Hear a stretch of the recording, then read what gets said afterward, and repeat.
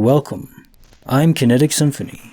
I hunt down and report on weird and true mysterious stories, from glitches to the paranormal. Would you like even more content? Here's my Patreon. Now onto the stories.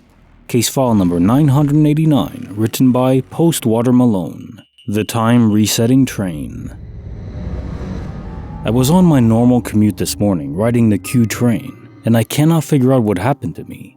I approached a stop and stood up thinking it was mine, only to find out I was at Courtleigh U Road, which is a stop before mine for work. I looked around then sat back down. The train doors close. It leaves the station and continues on while I return to my phone. Train came to the next stop where I stood up to leave, but I looked around and I was at Courtleigh U again. Everything looked exactly the same as if I never left, but I know the train moved. I looked at everyone around me to see if they were just as confused as me, but no one was. Can anyone think of a logical explanation? Because I can't. Case notes are file 989, The Time Resetting Train. So it is easy enough to lose track of time or lose track of your surroundings if you're just browsing on your phone on a train. I've done it a few times where I was taking the metro in Montreal.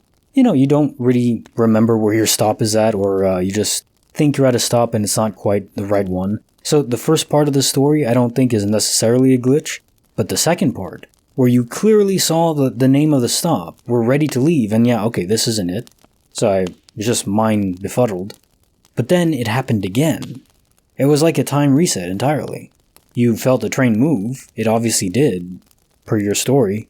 So if this was a space-time anomaly, I always wonder, did everyone else experience it as well? And did they just pretend not to? Or not wanting to seem crazy, they just all acted like, yeah, this is normal, nothing weird happening. I'm not crazy. It does make me wonder, honestly. I think a lot of glitches happen to multiple people at the same time when in public. It's just that no one really wants to be the one to say, yeah, something weird happened, guys. We can all acknowledge it. Nah, let's just be quiet instead. Nothing weird happened. Case file number 990. Written by Anonymous. Mirror, mirror on the wall. So my roommate just moved out yesterday, midday, and she had a mirror hanging on our bathroom door. The bathroom is small, and the mirror is visible from everywhere in the bathroom, and you can see your full reflection from inside the shower. I had said when she was moving that I was going to miss that mirror because I didn't have a full-length one. As I was getting into the shower that night, where not only the mirror but also my reflection would be obviously in view, I looked back at the white door and thought to myself, God, I'm sad I don't have that mirror. I can't afford a new one, and I like to see what my body looks like. Sue me. Anyways, I finished my shower, got ready, left the bathroom, etc. Then my ex-roommate texts me and says, I left the mirror in the bathroom because I have one in the closet here. She left a few things with me because they were duplicates at her new place. I'm like, what? I go and check the bathroom and there it is, hanging from the door. I am so weirded out because I intentionally looked back and it wasn't there only a half hour before while I was showering. What the hell? Case notes are file 990. Mirror, mirror on the wall. Sometimes the mind can fool itself into only seeing what it expects to see, what it wants to see. We have an advanced algorithm that's constantly filtering reality and processing it in a way where we don't necessarily observe reality. We just observe what our mind is able to render of it. Now, it doesn't mean objective reality doesn't exist. It does, in my opinion, but it's hard to get to it. So, was that what happened here? Your mind simply expected not to see a mirror, and so it didn't render it for you? I don't know. It seems like too great of a mind error, I guess you could say. I think it's certainly possible that you were simply peering into a different universe, one where your roommate did leave and took the mirror with her. That is possibly the most likely explanation. Dave fell off and I forgot to bring him back on board. He's okay now. But yeah, it's a very sad and dark universe. One where you're not able to see your entire body naked. That's just sad. Creepy file number 80, written by Queasy Comfort, 8559. Stalked in an Ohio state park. I work as a child care professional, and one of the kids that I look after recently got into hiking. I decided to take him to a really cool trail in Salt Fork State Park. We were all set to hike Hozak's Cave after parking right near the beginning of the trailhead. The entire trail is about a half a mile, which is why I chose this trail for a hike that day. I also chose this trail because any time that I had been on it before, it was very busy and full of people, and a very popular spot, which made me feel secure. However, this past summer, we had a cluster of severe summer storms which caused massive damage to the trail, so to my surprise, it was much more difficult and completely empty. I wasn't bothered by the trail being obviously empty because there was a small construction crew working on a bridge that was just barely visible from the trailhead. He was still up for the hike, despite the entire width of the trail being washed out until it was no more than a foot wide, with a 6 to 12 foot drop-off into a creek bed that is solid rock and several trees down. He is very athletic, and I was confident in his abilities, and he was so excited to tackle our adventure. We made it all the way to a platform that allows you to see the entire cave. There were many downed trees surrounding the platform, and it was actually closed at this point. But we had made it this far, so we decided to maneuver around the platform and proceed a few hundred feet into the cave. We spent the most time in this area due to the difficulty, so I know exactly what it looked like. There were 3 routes directly under the platform, and you could climb down either side of them. It is also worth noting that Hozak's cave is much more like a cliff with an overhanging rock formation and a trickle of a waterfall directly in the middle. It is not a creepy, closed-up cave. It is very open and beautiful. We got to the cave and I noticed a candle that was not burning recently, but had been at some point sitting on a large rock that had a heart carved into it. I chalked it up to someone having a date or something and disregarded it. He wanted to climb to the top, where I noticed 2 more candles and 3 stacks of small rocks that had been stacked up by somebody. I definitely felt weird at this point, but it was about this time that he found a small puddle full of baby salamanders and wanted to catch them. It was the happiest that I had seen him in a very long time, and I didn't have the heart to tell him that it was time to go. We spent about an hour catching baby salamanders, and I watched him have the time of his life. We finally decided to leave, and when we got to the platform, dead center in the middle of the tree roots was a wet washcloth hanging that was absolutely not there before. He noticed it as well, but did not pick up on the severity of the situation that we were in. At that moment, I factually knew 2 things. 1, someone was watching us, and we did not see them. And 2, they were now potentially hiding in the woods and made it a point not to be seen, but to leave an object to be noticed. There was no running back with the narrow trail, and I was not about to tell him that we were in potential danger.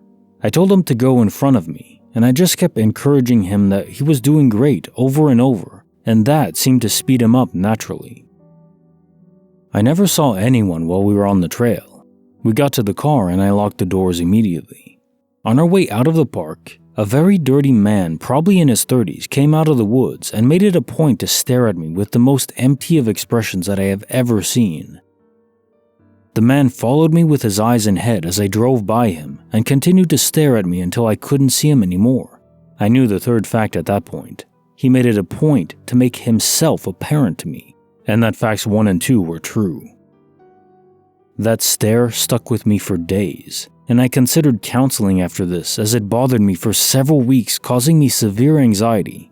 I tried to tell myself that maybe we just interrupted his bath time, and he was camping and didn't want to startle us. After all, the crazy-looking man had ample time to do anything that he wanted to while we were catching salamanders.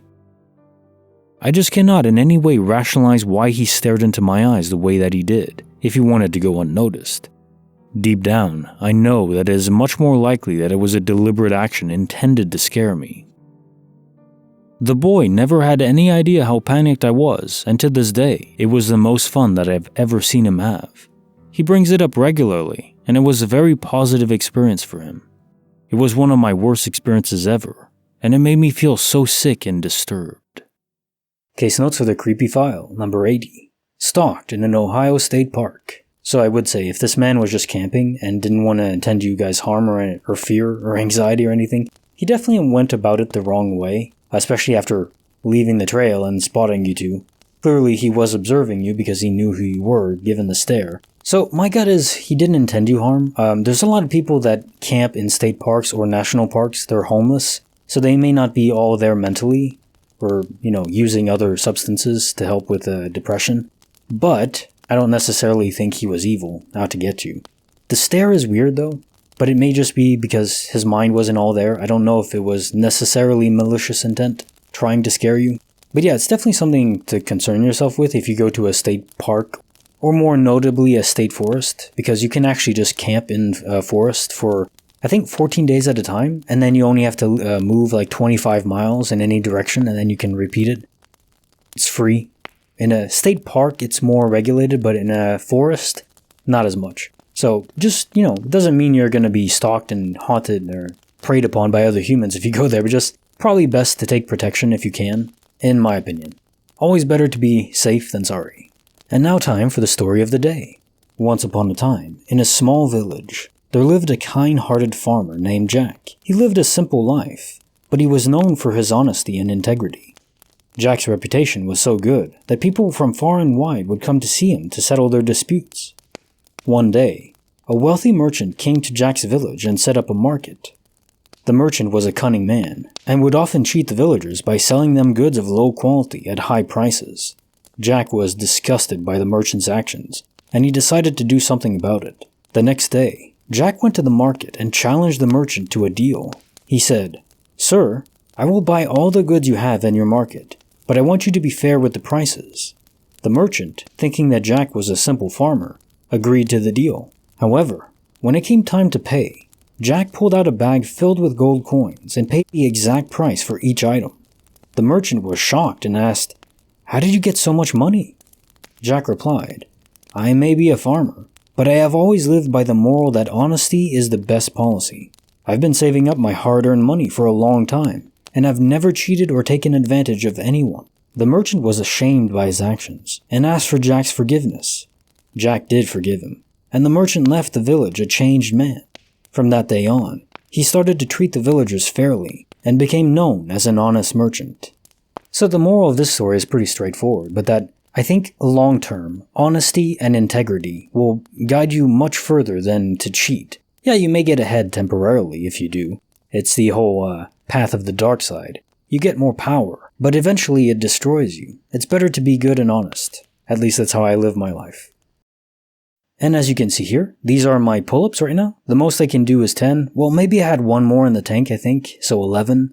The most I've ever been able to do in my life was 20. That was back in Canada when I had a home gym. Starting to work up to a new one now. And my goal this year is to hit 20 pull-ups again, in a row. Trying to keep my form very clean, as you can see. And yeah, just wanted to show you guys and leave a record here. This is my goal. 20 pull-ups this year, in a row. Let's do it.